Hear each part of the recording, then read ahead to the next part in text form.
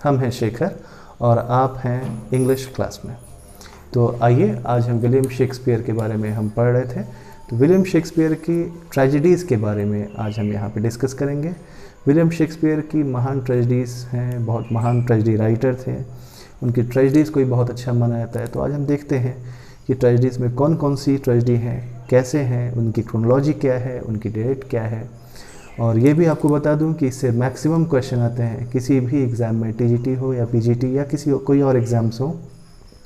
English literature और Shakespeare से अगर क्वेश्चन आएगा तो ट्रेजेडी से ज़रूर आएगा। तो आइए ज़्यादा समय न लगाते हुए ट्रेजेडीज़ पे आते हैं। सबसे पहली ट्रेजेडी जो शेक्सपियर ने लिखी है वो है हैमलेट, दूसरी है ओथेलो, तीसरी है किंग लियर, चौथी है मैकबेथ और आखिरी है एंटोनी एंड क्लियोपैट्रा।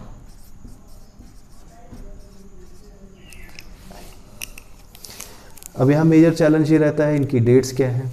तो इनकी डेट्स एक कॉमन सा दिमाग लगा करके चलिए कि जब कॉमेडीज़ ख़त्म हो गई, शेक्सपियर ने कॉमेडीज़ लिखना बंद किया तो वो ट्रेजेडीज़ पे आ गए। शुरुआत उन्होंने कॉमेडी से की, फिर ट्रेजेडी पे आए और आखिरी में उन्होंने टेम्पेस्ट लिखी है जो एक ट्रैजिक कॉमेडी है। ठीक है, तो आइए। हैमलेट को लिखा गया 1599 से 1601 के बीच, ओथेलो 1603 से 1604, किंग लियर 1605 से 1606, मैकबेथ 1606 से 1607 और एंथोनी और क्लियोपैट्रा भी 1606 से 1607। तो इसको तो आप ऐसे याद कर सकते हैं, इसमें ज़्यादा दिक्कत नहीं है। ज़्यादा ज़रूरी चीज़ें ये हैं, ये देखिए ये दोनों तो एक ही ईयर में है, ज़्यादा आसान है। हाँ, ज़्यादा ज़रूरी ये है कि इनकी क्रोनोलॉजी पूछा जाता है, कई बार पूछा गया है क्रोनोलॉजी क्या है, कौन सा सबसे पहले लिखा था, कौन सा बाद में लिखा गया था, या हैमलेट के बाद कौन सा लिखा है, या किंग लियर के बाद कौन सा लिखा है। तो इसको आप कैसे याद करेंगे। देखिए इसका फर्स्ट जो है, एक ट्रिक ये है, फर्स्ट वर्ड अलग कर लीजिए और इससे एक हम लोग वर्ड बनाते हैं, वो होगा हुक्म, HOKM जी। ये ऐसा है, हिंदी का हुक्म मान लीजिए, हुक्म का इक्का या जो हुक्म मेरे आका वाला, उससे आपको हमेशा याद रहेगा। हुक्म में क्या है, HOKM, यानी H for Hamlet, O for Othello, K for King Lear, M for Macbeth और जो एक बचा वो है एंटोनी और क्लियोपैट्रा। तो इससे आपको हमेशा आपको क्रोनोलॉजी याद रहेगी। क्रोनोलॉजी याद होने के बाद एक क्वेश्चन और यहाँ पे टफ आता है कि ये किस किस तरह की ट्रेजेडीज़ हैं। ठीक है, तो हमने अधिकतर लोगों को यही देखा है कि ट्रेजेडी है। ट्रेजेडी में भी टाइप्स हैं, तो कौन सी कैसी किस तरह की ट्रेजेडी है इसको आप यहाँ पे देख लेते हैं। जैसे हैमलेट है, हैमलेट एक रिवेंज ट्रेजेडी है। ओथेलो है, ओथेलो डोमेस्टिक है। किंग लियर है, सोशल। मैकबेथ है, पॉलिटिकल। और एंटोनी और क्लियोपैट्रा है, हीरोइक। ये ऐसी क्यों है इसके बारे में हम आपको बता दें। हैमलेट के फादर को उसके चाचा ने मार दिया था, उसकी मदर की हेल्प से मरवा दिया था। हैमलेट ने अपने चाचा को मार करके अपने फादर की मौत का बदला लिया, इसलिए ये रिवेंज ट्रेजेडी है। ट्रेजेडी इसलिए है कि हैमलेट भी मर गया। इन सभी में हीरो मर जाते हैं, इसीलिए ये ट्रेजेडी है।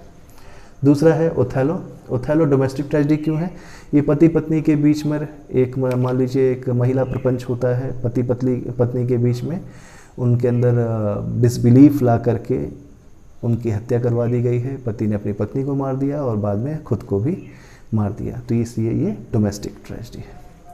किंग लियर सोशल ट्रेजेडी कैसे है। किंग लियर एक राजा थे, उनकी 3 बेटियां थीं। उन्होंने एक बार तीनों बेटियों को बुलाया और पूछा मुझसे कौन कितना प्यार करता है। 2 बेटियों ने झूठ बोला कि बहुत प्यार करते हैं, तो किंग लियर ने उसको राजपाट दे दिया। तीसरी बेटी जो सबसे छोटी थी, कॉर्डेलिया, उन्होंने उनसे कहा कि मैं उतना ही प्यार करती हूँ जितना एक बेटी को अपने बाप से करना चाहिए। किंग लियर को ये चीज़ पसंद नहीं आई और उन्होंने उसको दूर कर दिया।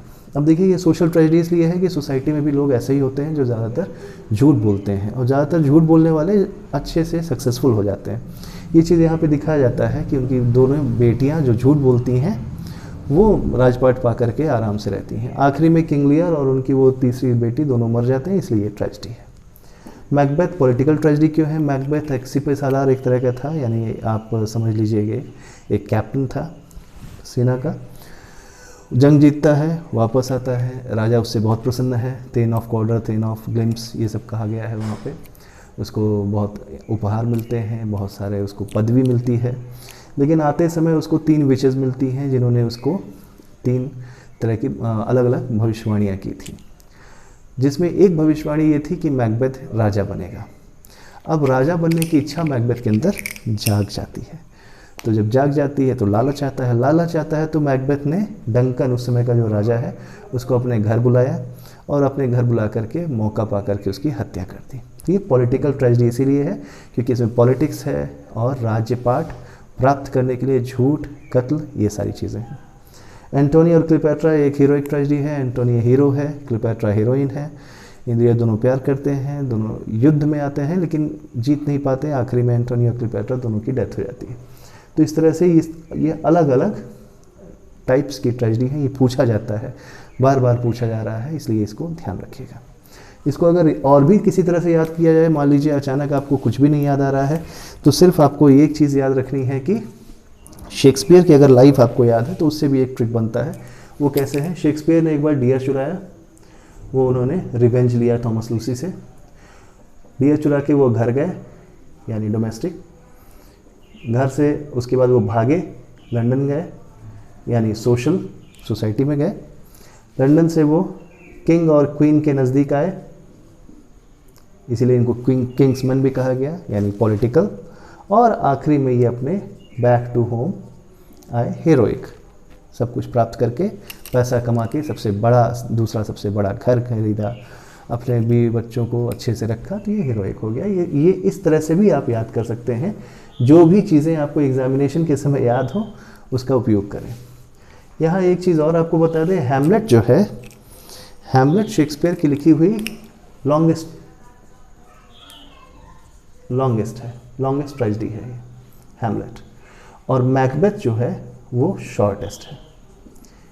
ये सारे क्वेश्चंस आते हैं, कई बार पूछे जा चुके हैं, आप पेपर देखेंगे आपको दिखेगा। Thank you for watching English classes और keep liking and subscribing us so that हमारे जो नई वीडियोज़ हैं वो पहले आपके पास आए और आपको पढ़ाई में मदद करें। Keep studying, enjoy yourself. Thank you very much.